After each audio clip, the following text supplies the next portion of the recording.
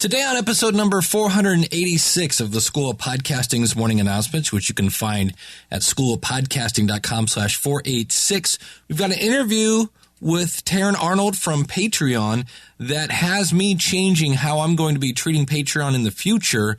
Also, you may have heard, I don't know, unless you were living under a rock, that Google is getting into podcasting. So what I thought I would do is, these contracts get all kind of, I think I have a number here for, I think it's 1-800-GOOGLE. Yeah, let me dial this. I have a W. Wonka, I guess, that works here in this department. So I'm going to give them a call and see what we can do. Oh, it's ringing. Okay, that's good. Yes, Mr. Wonka, this is Dave Jackson calling from the schoolofpodcasting.com. I wanted to ask you a question about this new terms of service for Google Play and podcasting. Fax mentis incendium gloria culpum, etc., etc. Memo bis punitor della Right, that's the whole point. It's a little bit... It's all there, black and white, clear as crystal. Especially if we could talk about number 7. It says Google advertising / no revenue share. It's all there, black and white. You get nothing. You lose. Good day, sir. Okay, well, there you go. The School of Podcasting with Dave Jackson.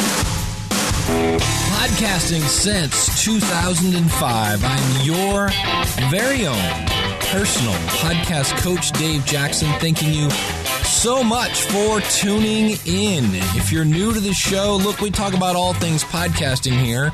I help you massage your message. I help you tackle the technology. I help you face your fears and flatten the learning curve as we get you on the road to pain-free podcasting. Today we're going to be talking about monetizing your podcast, and we're going to talk about Google Play, which I was actually tempted to not talk about Google Play because it's just been going crazy the whole week. I was like, Google Play, oh my gosh, Google Play! And I am excited about it. I don't want to say that I'm not, but I am somewhat skeptical about it. And you're like, well, wait a minute, hold on. Let's go back a second. Anytime my podcast can get in front of more people, I'm happy. I'm pleased as punch. I'm tickled pink. I'm happier than pigs in mud. But Rob Welch who is the vice president of Libsyn over on their show called The Feed. You can find that at blog.libsyn.com. Now, everything I talk about today, all these links, they're going to be at schoolofpodcasting.com/486. And he interviewed an actual Google rep, and they kind of said what they're planning on doing. And so here's kind of what I can surmise from this. And again, it's not that I'm not excited. It's kind of like getting excited for Christmas. You don't really know what you're going to get yet, but you're excited. And you won't know if you're happy until you open the present. So Google is going to pull our episodes off of Libsyn, off of Blueberry, off of Spreaker, whoever you're using for a media host. And the reason for this is they want to have control and reliability, which makes sense. I don't fault them for that. Stitcher does the same thing. They reserve the right to put ads after your show, and as Mr. Wonka had explained, we will get nothing and like it. Now, of course, that's always subject to change, maybe, because after all, they have YouTube, and in some cases, you can earn money with that. Now, this is the one thing that has me, Google's not known for their customer service, at least not in my world. Many moons ago, I was on Google AdSense, and to make a long story short, I got booted off of AdSense, which I believe keeps me off of Google monetizing my YouTube channel. And I've gone to them, and they said, well, yeah, you clicked on your own links like 15,000 times in a day. And I'm like, I did no such thing. No way. And they don't really care. They're kind of like Amazon that way. We don't have to care. We're Amazon. We don't have to care. We're Google. So that has me worried. Again, happy that I'm going to get a chance to put my podcast in front of more people, wondering what is this really going to look like. All right, so yeah, they are going to put ads after your show. They reserve the right to, which pretty much means shocking that an advertising company is going to put ads after your show. Now, they're not going to put them in the show. So maybe when you go from one episode to the next, they'll throw in a little, 30-second spot. There is going to be some sort of directory because you're going to be able to direct people to a location. So this is cool. I'm excited about that. That means it's going to be easy to find me on Google Play. There is no set date on when all this is happening. Now, you can submit your podcast now. In fact, the latest version of PowerPress, if you're using that, if you want to update, you can actually put in the Google-specific stuff, and that's the other new thing. They are using Google, just like there were iTunes tags. And why? Because they were iTunes, and you have to do it this way, or, okay.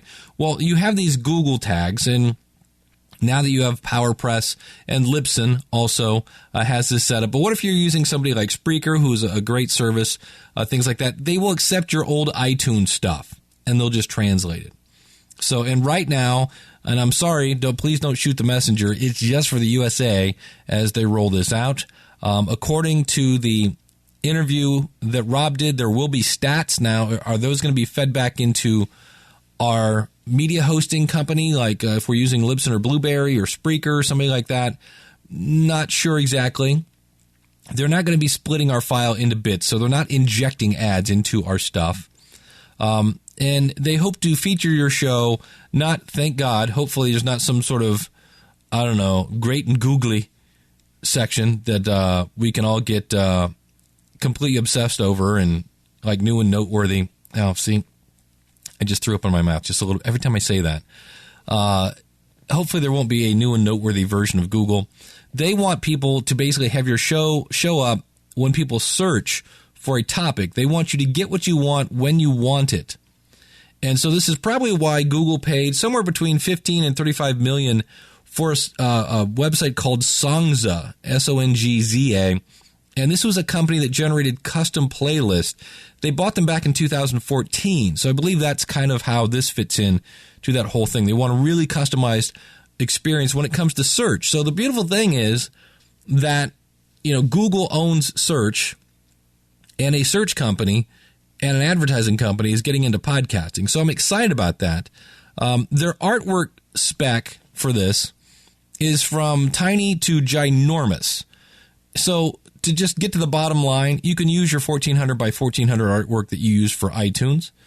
And if you want to submit your podcast to this, which I've done already, you can simply go to g.co/podcast portal. So, how do I feel about this? Well, again, I will say anytime my podcast can get in front of more people, I'm happy.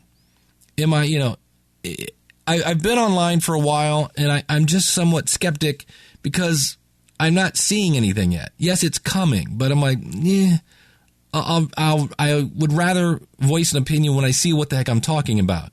I mean, I've seen Google products come and go. Anybody remember Google Buzz? Again, there's nothing for me to hold on to or touch or smell or critique. So am I upset that they're going to host my files? No. I get why they're doing that. Do I wish that they would just pass my files from Libsyn through? Sure, but I understand why they're not. I mean, we all have our fingers crossed that they just use better encoding because they're going to re-encode our files better than Stitcher, which basically makes your sound barely listenable. If you ask my buddy Ray Ortega from podcasterstudio.com and Podcasters Roundtable, he cannot listen to Stitcher. It's, like I say, it's barely listenable. And am I upset that an advertising company is going to play ads after my show and I get none of that? No, not really. I mean, even Google has to pay the bills as long as I can say in my show that, please join the schoolofpodcasting.com and I'll help you start a podcast. I'm fine with that. That sounds like a fair trade. I get more ears on my show. They get a little advertising money. Everybody wins. So at this point, I'm kind of like, hooray, I think. But, you know what? If I want an in-depth analysis and I want somebody to dissect the media, I go to one place, and that is the No Agenda Show. Now, I've got a kind of a lengthy clip here, but this is from Adam Curry and John C. Dvorak. If you're not listening to this show, It's entertaining. It's long. It's like 3 hours long, but they go through the media and they pick apart politics and things like that with no agenda. They're not left wing or right wing, because they're kind of like, my general consensus of politicians is they're all crooks. And they are, if you listen to Jen Briney over at Congressional Dish, our government is filled with crooks. And so here's what Adam had to say about this. And we're going to talk about different terms. Here we go. I just wanted to, a lot of people, just so you don't have to do this anymore, people are sending me this note that Google has now, they're getting into podcasting because it's hot. You know, it's hot. It's hot podcasting. Podcasting is hot. It's hot. We got to get in on that podcasting. Go podcasting. Yeah. Go podcasting.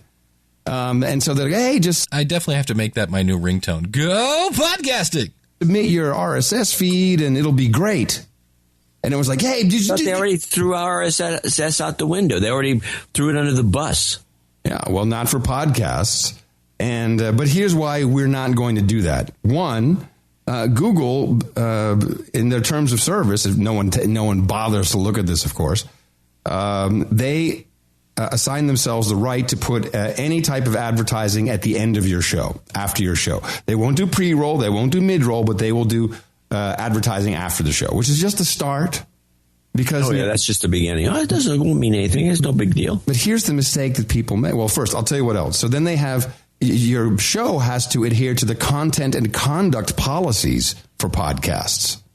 So you, number 3 on the list, do not distribute content that promotes hatred or violence towards groups of people based on their race or ethnic origin, religion, disability, gender, age, veteran status, or sexual orientation / gender identity. You're telling me this, that I can't do an anti-Al-Qaeda, anti-terrorist show? Nope. That would be hate speech. I can't say all these terrorists should be dead. These Al-Qaeda bad guys should be killed. And in the wars that we're in, we should kill the enemy. You can't do that. You what also are they, anti-American? What is wrong with these people? Also, you may not spam, including sending unwanted promotional or commercial content or unwanted mass solicitation. Do not create we can't. So wait a minute. So I can't say, can you give us donations? Everybody out there, Dvorak.org/NA. It would be very useful, especially this upcoming Sunday show, because usually we have a fall off after an anniversary, and it'd be nice to pick up the slack a little bit. I can't do that. I will read you the line that forbids you from doing this. Do not create podcasts or pages on Google Play with the sole purpose of advertising content or services outside of Google Play. We can't even send someone to a different service. Well, anyway, here, do not distribute depictions of gratuitous violence. Do not threaten, harass, defame, libel, or slander other people, and do not use our products to bully other people. You don't have a choice. You said that we're not going to do it. Yeah, we can't do it. It's illegal by their terms of service. To monetize Wait, stop. So what you're telling me is that anybody who goes along with this and actually... Well, here's where it gets bad, yeah? Okay. Yeah. Well, what's bad, I know what's going to happen. Yeah, and for the record, I'm gonna read you some terms of service from services I use. This really isn't that out of the ordinary. Because people will get uptake, when you're on Google, and they'll highlight, and they do everything that Apple did, and then you'll be locked in and stuck. You'll be afraid to leave because your audience somehow will be connected to this Google Play podcast portal. Here, I have a funny idea. Okay, hold on. To monetize your podcasts, here's what you can do. You're allowed by the grace of Google. You can include ads and other methods of monetization and sponsorship in your podcast. You can work with advertisers. Ad networks, and other sponsors to help monetize your podcast. If you include ads or other monetization in your podcast content, make sure the advertising content complies with the content and conduct policies for podcasts. And here, Google reserves the right to show and display image ads alongside podcast content. Google will not insert any pre-roll ads before podcast content starts or mid-roll ads during a given podcast episode. Google reserves the right to serve post-roll video or audio ads after the podcast content. Google Play Music does not provide direct payment or revenue share for your podcast content. Wait a minute. That's right. you get nothing. Good day, sir. So, no, people, this is not a good idea. This is, in fact, a very bad idea. A very, very bad idea. This is not the way they did YouTube. No, but they're screwing look at, that's a great example. Anyone who was a partner with YouTube, now they have to sign on to this YouTube Red or whatever it is. But otherwise their their shows get deleted. So they have to sign this contract, or they'll get, you'll no longer, you can still link to it, but you won't have a presence, no page or something. It's nuts. They're just greedy bastards. I don't know why people fall for this crap. All right, so there we go. I went through and looked at different terms of different companies. And so am I disagreeing with the Podfather? No. I totally agree that, think about it. What if iTunes kicked you out of the iTunes store? And the only way that people could subscribe to your show in the podcast app would be to manually subscribe. I'm not sure you can manually subscribe to anything in the podcast app. You can in Overcast. But how'd you like to tell your entire audience, yeah, you got to listen to me in Overcast, because you can in the podcast app. So I went over, and in the Spreaker.com, get a free month at Spreaker using the coupon code SOPFREE. It says you can't submit material that is unlawful, defamatory, libelous, slanderous, threatening, pornographic, obscene, vulgar, harassing, harmful, hateful, abusive, racially, or ethnically offensive, or is otherwise inappropriate. Post advertisements or solicitations of business, impersonating another person or entity, etc., etc. Under Blueberry, BLUBRY.com, get a free month over there using the coupon code SOPFREE. Says content producers agree that the content in your shows are free from speech that advocates violence or speech that promotes hate. The company reserves the right to immediately remove any media content from its website that in its sole discretion is deemed to violate the restrictions of this paragraph. So again, hate speech, nothing new. Now, I really couldn't find anything like that in Libsyn's, but I did find this. Any attempt to directly monetize your content via third-party ad networks or other outside business agreements at the expense of Libsyn without written approval from Libsyn is prohibited. If you choose to monetize your content, you agree to utilize the Libsyn service to enable monetization, including but not limited to in-content advertising, iPhone applications, or sale of your content, which may include additional requirements for revenue sharing or fees for use, depending on the service. Hence, that's the big phrase there. It depends on the service. To request permission to monetize your content via third-party ad networks or other outside business agreements at the expense of Libsyn, please email contact@libsyn.com.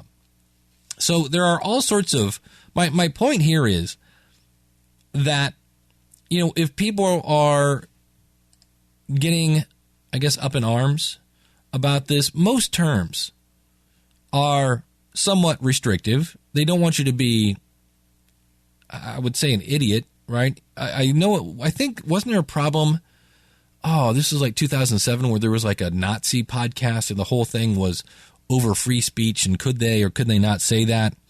And so this is, again, so let's bottom line it, Dave. Am I putting my stuff on Google Play? Absolutely. And I'm going to quote Daniel J. Lewis again. This is one of my favorite quotes, and I really, really wish I had said this.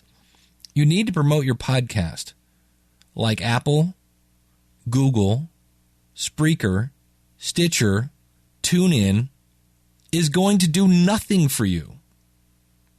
So, yeah, I'm going to go into Google Play, and for some reason, some Google rep here's my podcast out of the 250,000 that exist that are on their way over to Google Play, and they go, hey, Dave asked people to join the School of Podcasting in the show. I really don't think they're going to kick me out. Now, if I'm over there being stupid and silly and saying, let's go kill puppies or whatever, yeah, they might take me down. But I'm not really that worried about it. And so, yes, I will be putting my stuff in Google Play. It's super easy. Here's the big thing you have to make sure of. When you go in, first of all, Libsyn has, if you want to have a separate feed for Google Play, you can do that. And as always with Libsyn, they have a redirect right there. You don't have to ask anybody.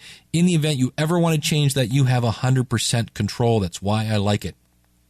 PowerPress has updated their plugin. So if you're using them to create your iTunes compliant feed, You can put in those there. Again, you don't really need to do that because they will recognize iTunes tags, but you can do that.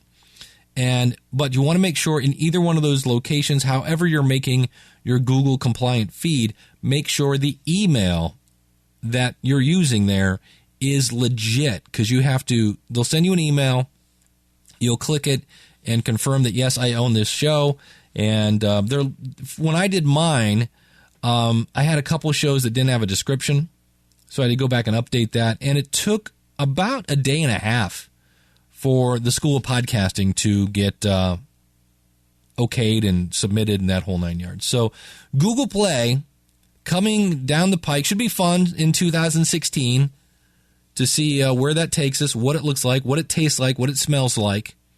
I know I'm on Spotify, and I want to say I'm getting less than 10 downloads a month.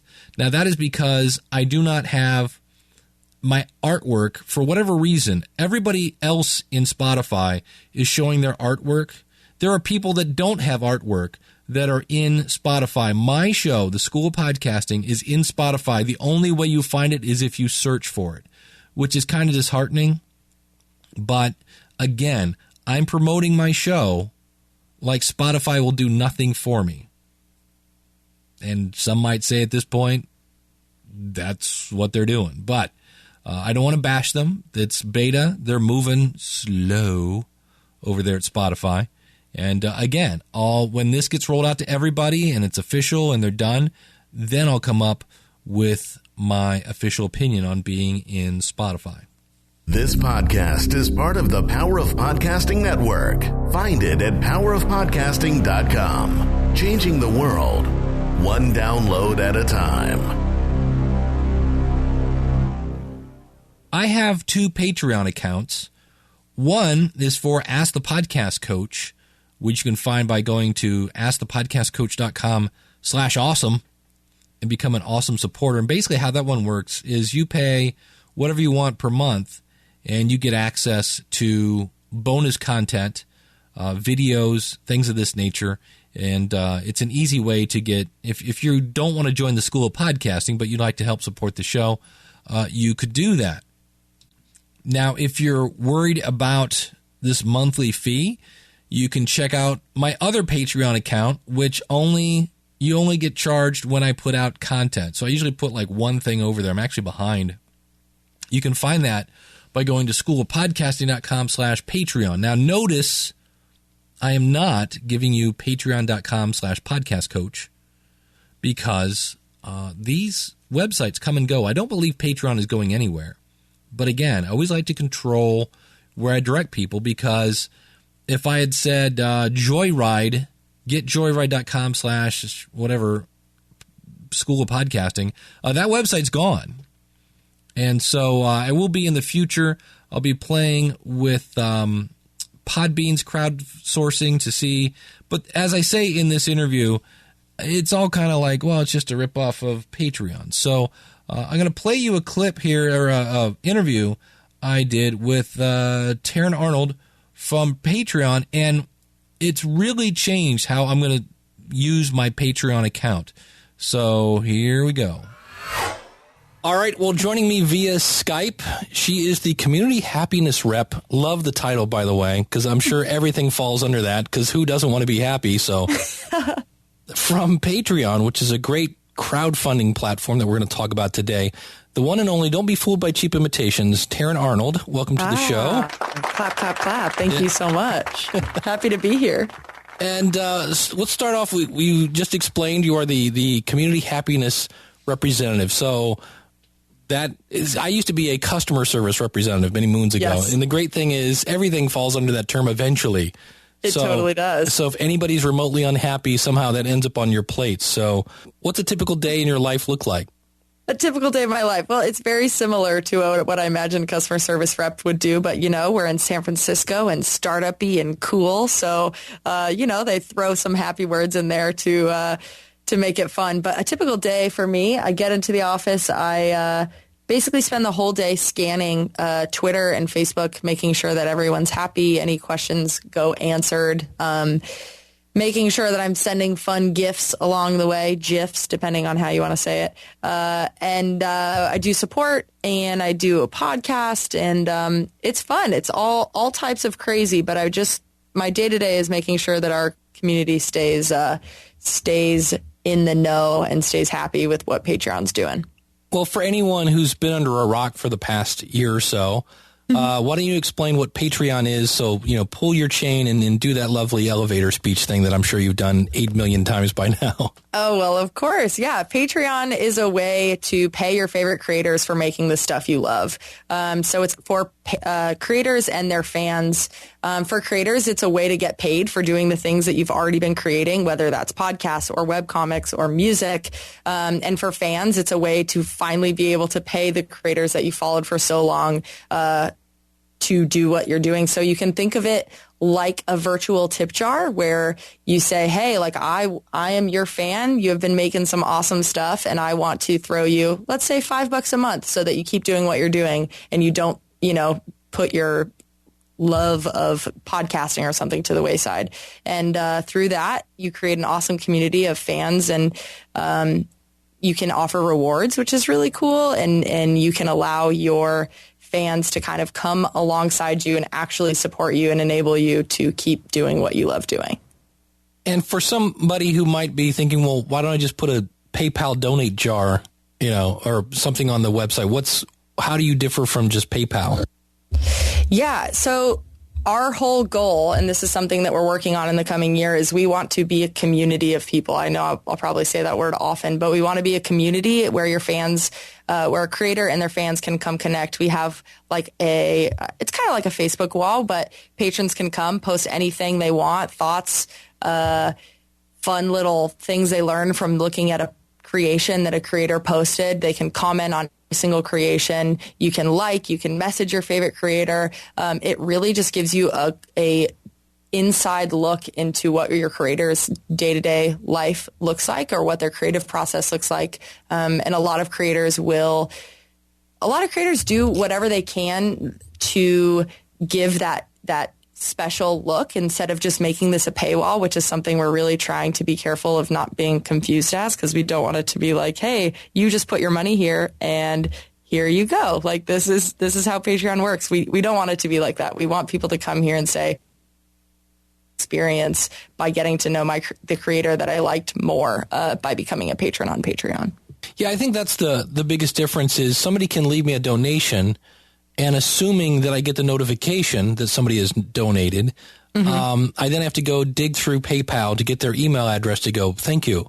Where here, it's really much more of an interaction where, I can upload a video or an audio or whatever, and somebody go, oh, wow, that was really, really cool. I do a show called Ask the Podcast Coach every Saturday, and we do an extra half hour at the end of the show. And if you're live, you get to hear it. And if you don't, if you want to be a supporter, go throw something at us, and you can log in and see that. So I had somebody say, hey, I just watched this last video that I put up. That was worth joining. And, of course, he's got like 12 other things that I have there that they can see. So it's kind of cool that I instantly got that feedback. It didn't get lost in email. Everything's right there in one place. So I can definitely see the benefits of this over PayPal. Not that PayPal is bad. It's just this is taking that idea and moving it in a more sophisticated, more community-based, there's that word again, community-based manner. But how many people right now, do you know, are on the platform?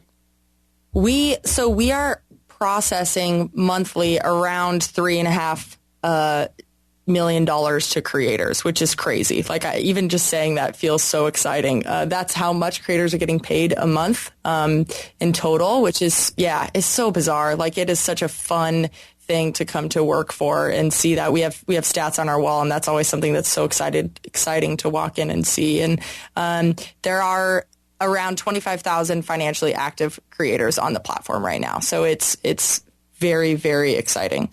That is, because how long have you guys been around? It's been like, what, 2 years maybe? Yeah, 2 years, 2013, I believe May of 2013, so holy cow. Things have been awesome. I've only been on board since February, and just the growth that we've seen since then alone is, even our team has doubled. I was I think the 20th employee, and now we're at 50, I think, just since February. So everything's on the up, which is exciting.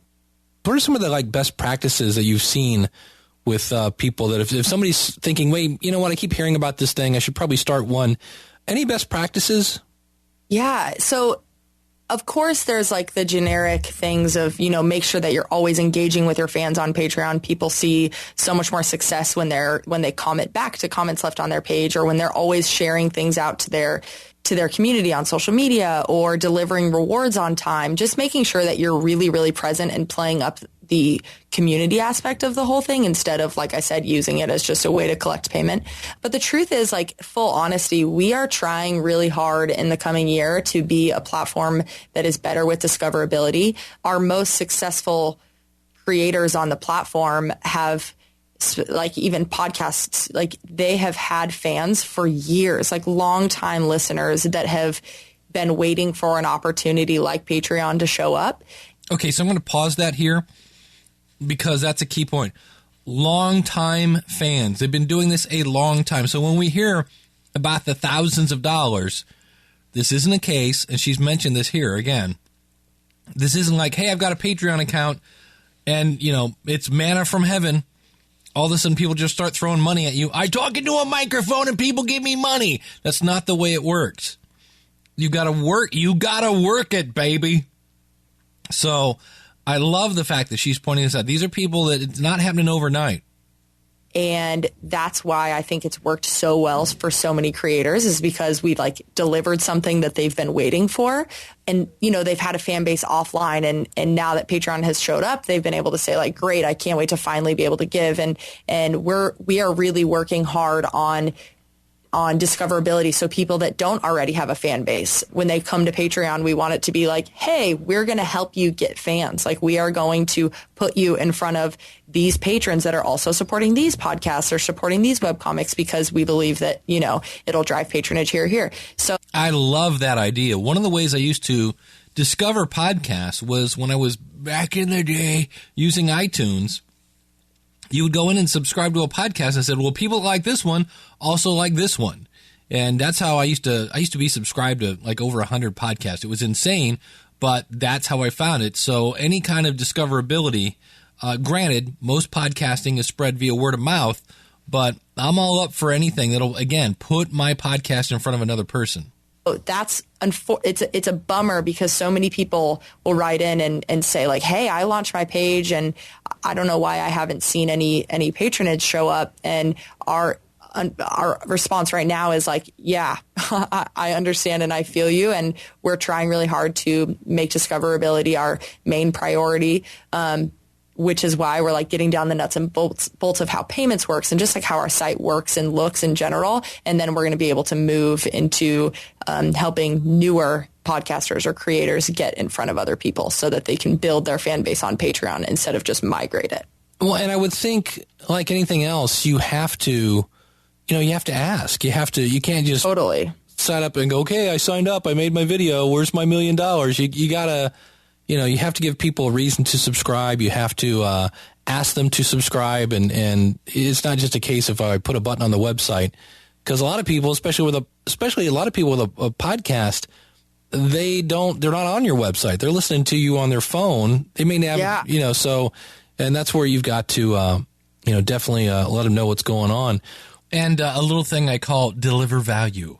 Well, yeah, we always say, like, it is funny where people just think they hit launch and they're going to sit at their computer and something's just going to pop up and be like, hey, you've got 10 new patrons and here's your money. It's like, I love the hope there. That is a really inspiring little bit. However, exactly. I've got a golden ticket to stick with the Wonka theme this week.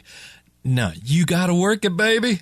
We're not there yet. Maybe one day we will be, but it of course starts with sharing it with your inner circle. Tell your best friends and your family what you're doing. They'll probably start, if your sister's not going to pay, come on, got to give her a nudge and be like, hey, here's where we're starting. And then from there, you post to your Facebook and your Twitter. And if you're, let's use podcasting as an example. If you're, like you said, people aren't always looking at your website. They don't have time to read things. You need to mention it in the things that you're actually creating so that people understand and know, and a lot of repetition. Think about people that when they launch, they just say, hey, I launched, and they send it out into Twitter think about how many tweets you see in a day and how many tweets you miss in a day. So you really need to make sure that you're saying, cool, for my launch week, I'm going to post 3 times a day and tell everybody that I just launched, so that none of your fans miss it. And everyone at least knows that that's what your next endeavor is. And one of the things you can do, I'm going to pause here, is if you have an email list, whether you're using Aweber or MailChimp or things like that, they let you set up templates. And in that template for your email at the bottom or at the beginning or whatever, put in there, support me at Patreon, and make a link to that. Because that way you don't forget to ask. But I think you also probably have to tell them, like, step by step what to do. It's like you said, it's great that Patreon is becoming more and more well known, but and it's not hard to sign up, but depending on who your audience is, they might need a little step by step guidance to figure out exactly where to click and what to type in. And I know you can actually tell people there's a limit, because there are 2 different ways of signing up. You could have it to where every time you release content, they're charged, but that's where people are like, well, what if he decides to go, a podcast a day, I'm going to go bankrupt.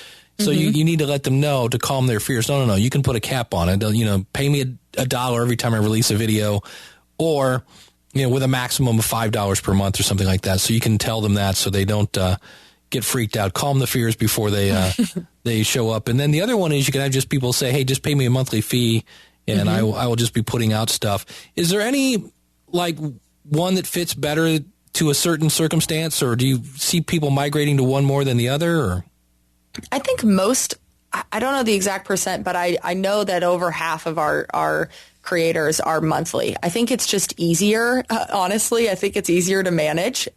And I think it makes sense for creators that are not always posting say I make music videos. If I'm not only posting one music video a month, I'm posting like a blog post or like a behind the scenes look or those types of things. It can be less stressful on the creator to know what to charge your audience for, and like what might make them be like, what, this wasn't worth being charged for, or something like that.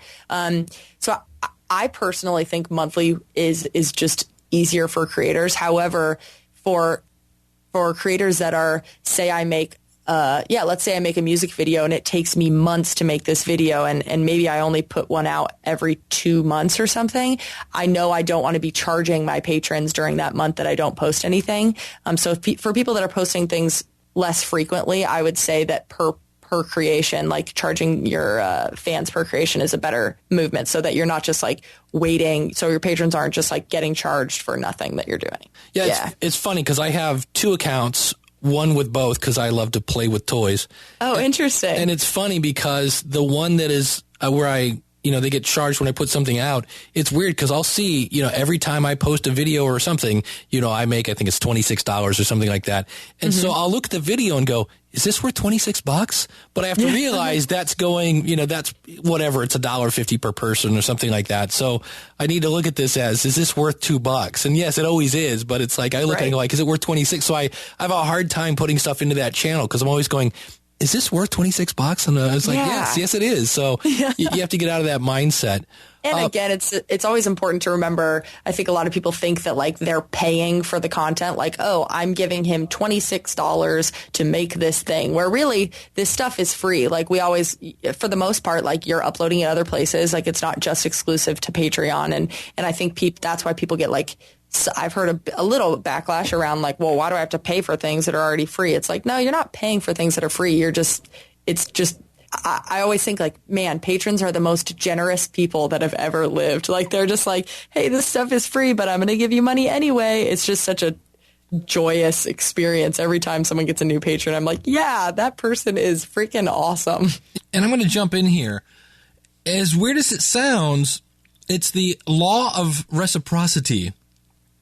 And I've had people that have emailed me that said, hey, Dave, I looked on your website. I didn't see a donate button. I didn't see an Amazon button, whatever it was. And I want to, give you something. I want to do this or do that because you've given me so much. And it's kind of cool. George Schraub, a friend of mine, does the Geologic podcast, super creative guy. And when he launched, now he's using PayPal. He still calls them patrons. But when he launched a PayPal version of this, his audience was like, great, because I've already bought all your music and I was looking for a way to support you. So it's a way. There are those people, Now, it's unfortunately, it's not 50%, it's not 10%, it's probably 3% of your audience will support you. That's just the way it is. But there are those people that are waiting for you to give them a way to support you. Yeah, so let's talk about it, because I've always been under that kind of synopsis that everything that you put on your Patreon page, has to be, you can't get this anyplace else. And you're saying, no, there are people that are just assembling all of their content in one place and making it easy? Yeah, well, there's, like Peter Hollins is a creator he's actually in our office today. He makes these amazing a cappella music videos, and everything he posts is free on YouTube. Like, he tells his fans on YouTube, like, hey, this stuff isn't going anywhere. I'm not putting it behind a paywall. I'm not saying you guys only get it if you become my patron. He just says, if you want me to keep doing this, and if you want to be a part of my extra community, and if you want these awesome rewards, like, a lot of it is just really giving. People are kind of paying for rewards in a way. You're paying for the extras, and just like the chance to say, hey, like, I am a proud fan of this person. Like, I would do that I have a couple of people that I'm a patron of as well. And it's like, yeah, I could watch Ali Spagnola's YouTube video on YouTube for free. I could also watch it on Patreon for $5 a month just because I want to, just because I'm proud of the stuff she makes, and I'm excited to be a part of the community for it. And one of the things I always do, I'm jumping in here again. I if you're new to the show, I do this. I know it's weird, but it's just what I do.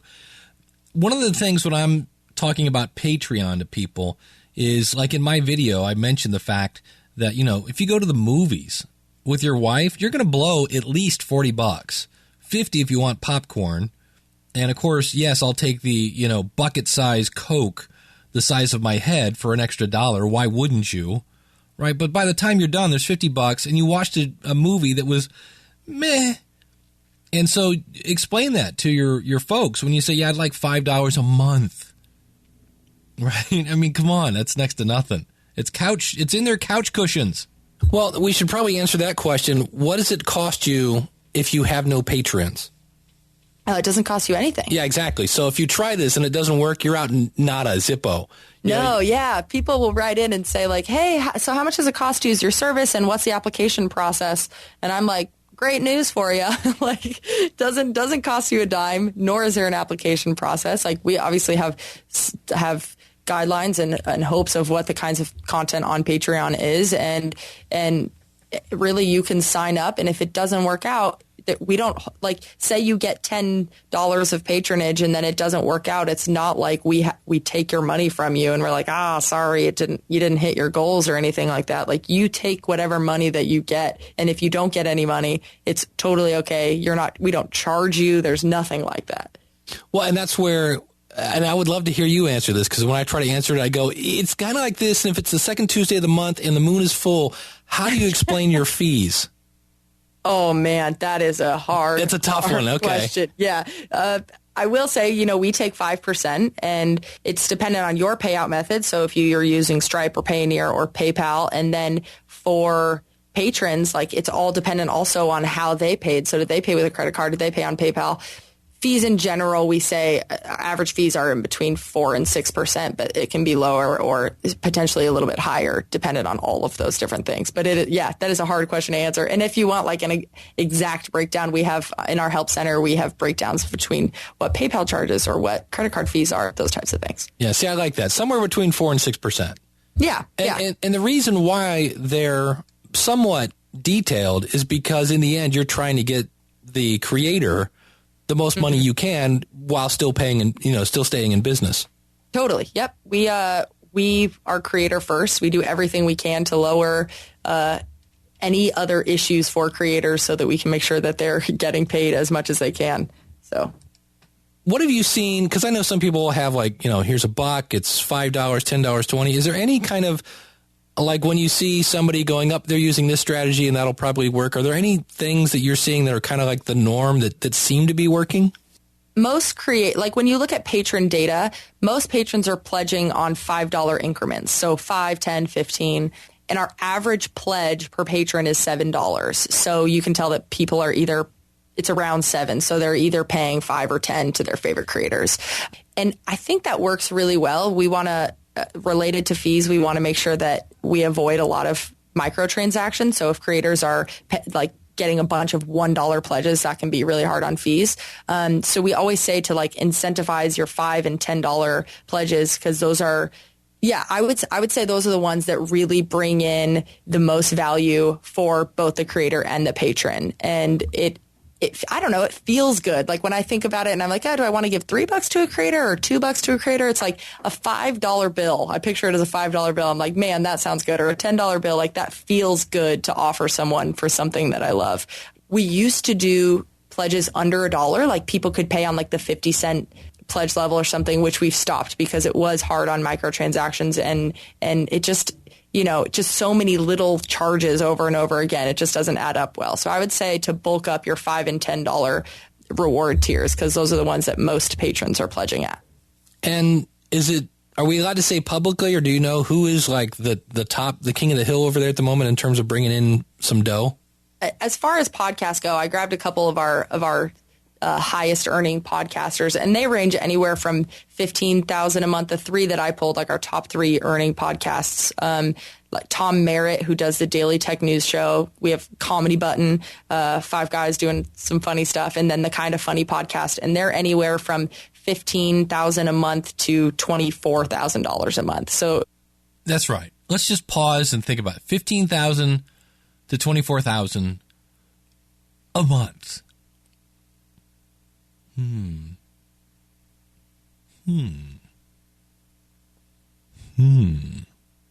Which is pretty awesome for making your podcast dream come true. I wouldn't mind that. It's pretty cool. I think that's a little better than a poke in the eye. Yeah, just a bit. So Tom Merritt, Comedy Button, and what was the third one?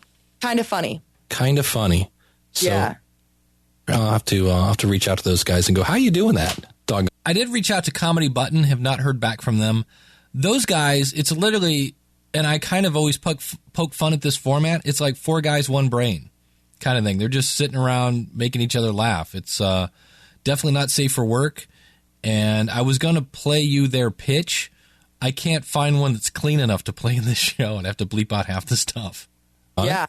That's very, very cool. They are guys that have had, those podcasts have just had such long-term fan bases, and they're so consistent in their posting, and they're so just on point all the time. And they're, I know Kind of Funny myself. I love listening and watching their stuff, and they're so engaged with their community. Anytime you tweet at them, they'll like try their hardest to favorite or tweet back or anything like that. It makes you feel like you are totally a part of their community, and they make you feel they're so thankful and make you feel so a part of everything that they're doing. I think it works really well. Okay, did you hear the recipe? Consistent content, consistent engagement, making you feel your audience feel like they're part of the community.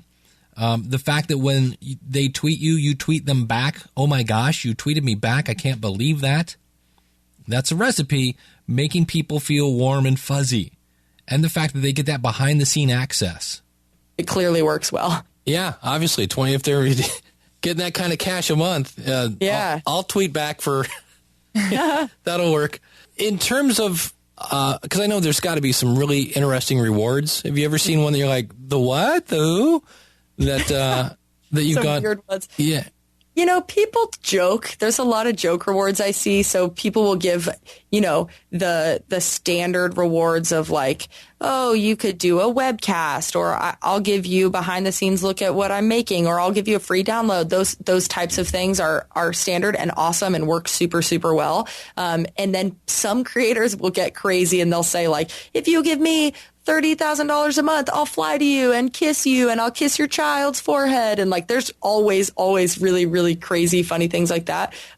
One caution, actually, I will say about rewards is with physical rewards. So people that are sending like, hey, I'll send you a handwritten card once a month or whatever. Those can lead into some trouble for creators, because it's an easy thing to forget, but you just forget how much shipping costs account for things. So if you're saying like, I'll send you a handwritten card for $1 a month, like that can add up really quickly. And so I would express caution that way. We always push and tell creators to really look at and think about setting up, digital based rewards. I love when creators do access to like patron only webcasts or something like that, because that feels really intimate. You're in it with a creator and that everyone else that's watching or commenting or talking are, patrons just like you. So I stress that one and love it very much.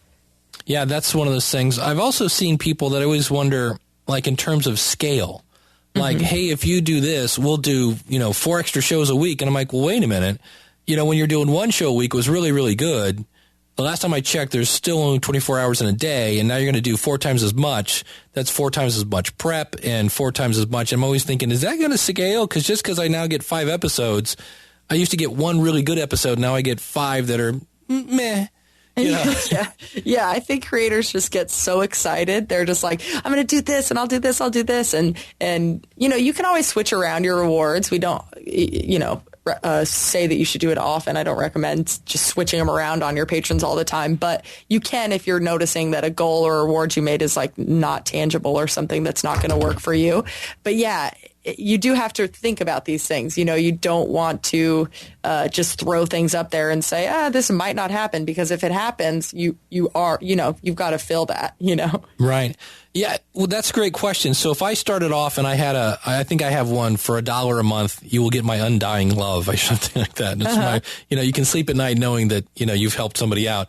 If I decide later I want to take that off, and what happens to A, the people who have signed up under that level, and B, how does that work if you decide later you want to change? Yeah, so your patrons don't get deleted. They're still there. They're hanging out. It doesn't cause any lasting damage. They're just floating. They're not in a reward tier at the moment. So what I recommend, if people say like, hey, I'm trying to get rid of my $2 reward tier, it's just not something that I think is beneficial, and I'm hoping people start pledging to higher reward tiers. I always recommend, hey, just send your patrons a message. Let them know that you're deleting it, so they don't all of a sudden get super confused on why it looks kind of funky on their page or like anything like that.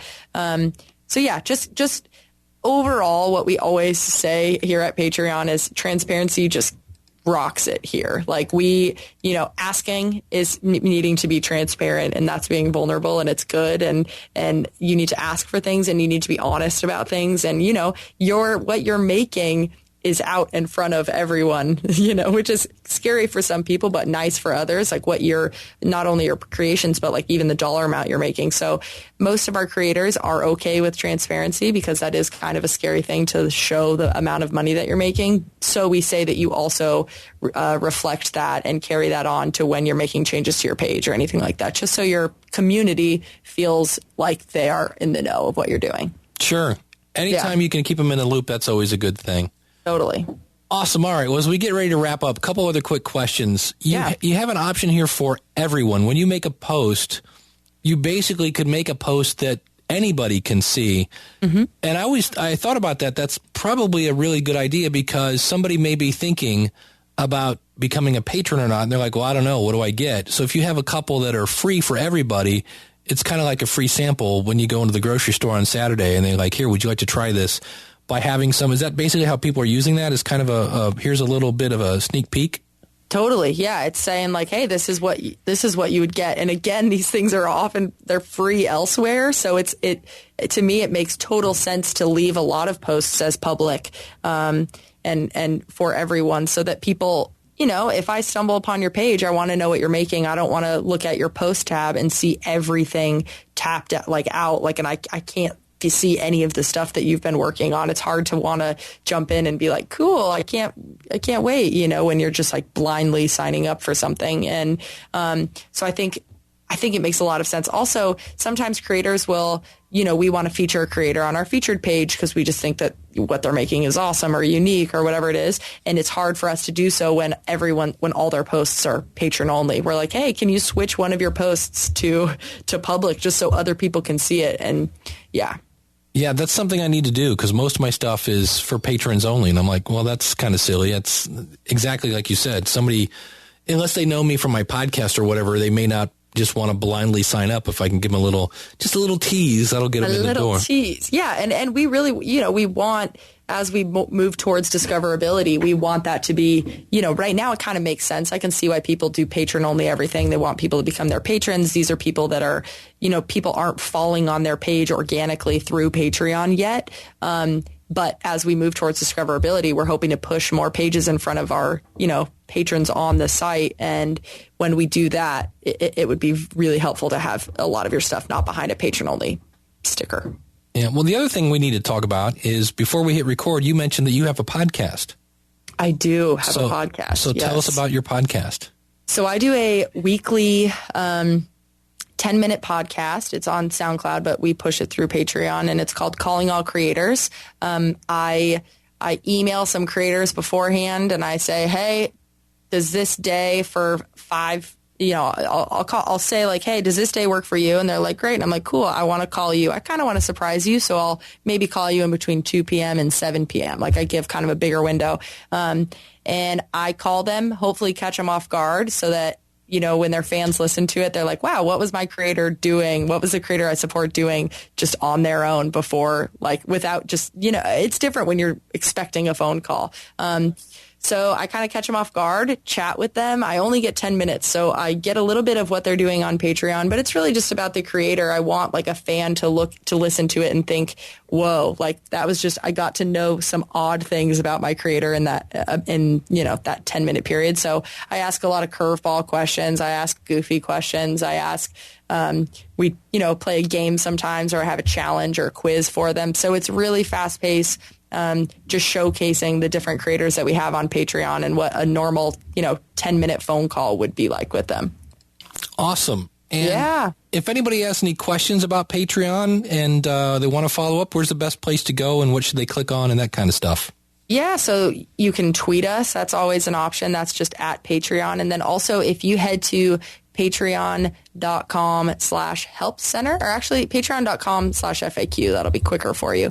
There's tons of questions answered, and you can also scroll to the bottom and it says trouble finding the answer to your question. Send us a note here. That's just a quick way to send us a note. And we will get back to you as soon as possible. We're a quick team. We work hard. So we will get back to you and let you know whatever you're looking for.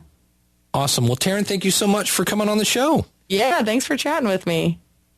That is the whole making some stuff for free, really engaging that community over there to keep things going.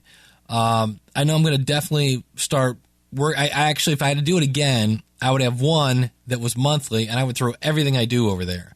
I would throw, tutorials I make for Weekly Web Tools, stuff, maybe occasionally a tutorial from the School of Podcasting.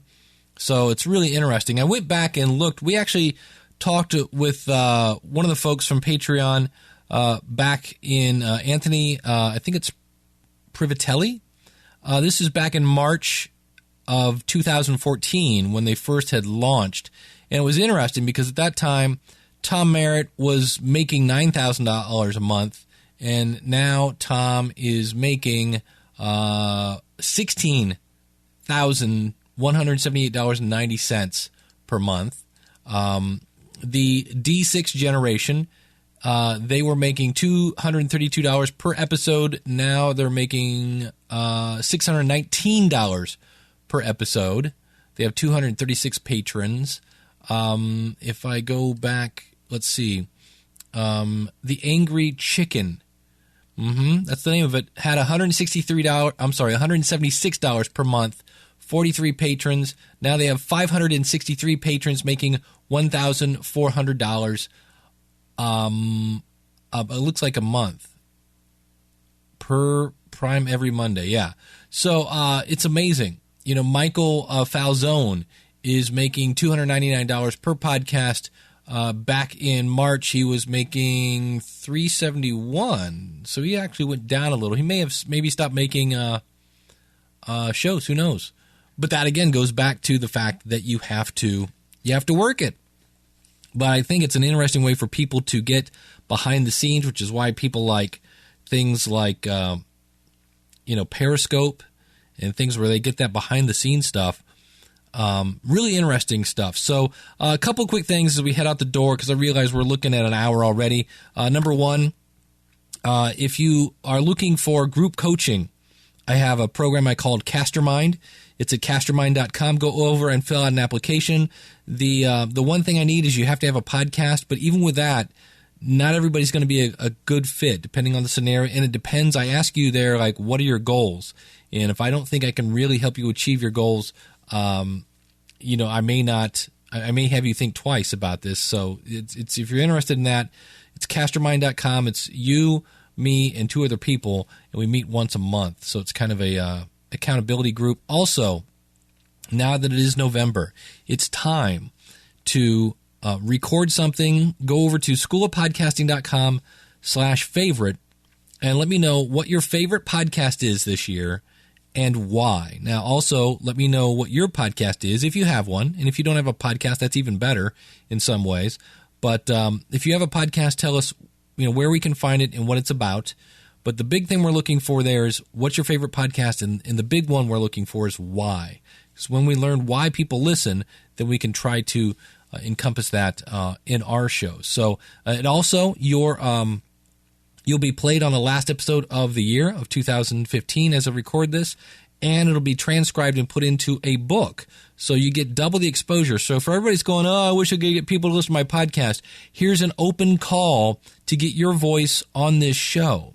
Just go to schoolofpodcasting.com/favorite, and you'll see. You can click on the Speak Pipe button. If you've already recorded something, you can upload it there. There's actually a button there. You can call it in. Not my preferred method, but if you want to, you can call it in, and you'll hear your smiling voice right here on the show. Also, if you're looking to start a podcast, I have a coupon code for you. It's LISTENER, LASTENER. You can use that at the School of Podcasting and save on your sign-up fee, and that fee will be changing. I can't decide. I think I'm going to probably do it in January. I think when we start a new year, it's going to be a new pricing model.